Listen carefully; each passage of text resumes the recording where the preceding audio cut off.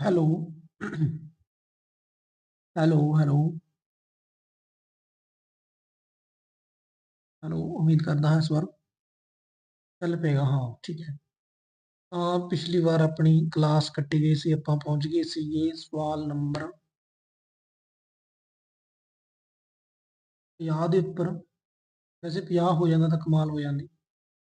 ਉਦੋਂ ਪਹਿਲਾਂ ਵਾਲੀ ਕਲਾਸ 99 ਨੰਬਰ ਤੇ ਕੱਟੀ ਗਈ, ਇਸ ਵਾਰ 50 ਨੰਬਰ ਤੇ ਕੱਟੀ ਗਈ। ਇਹ ਕਲਾਸ ਦੇਖੋ ਕਿੰਨਾ ਚਿਰ ਚੱਲਦੀ ਹੈ। ਨਾ ਕੱਟੀ ਜਾਵੇ ਤਾਂ ਬਿਹਤਰ, ਆਪਾਂ ਹੱਲ ਕਰਦੇ ਰਹੀਏ ਸਵਾਲ। ਤਾਂ ਇਹ 2020 ਦਾ ਮਾਸਟਰ ਕੀਟਰ ਦਾ ਪੇਪਰ ਹੈ ਜੀ।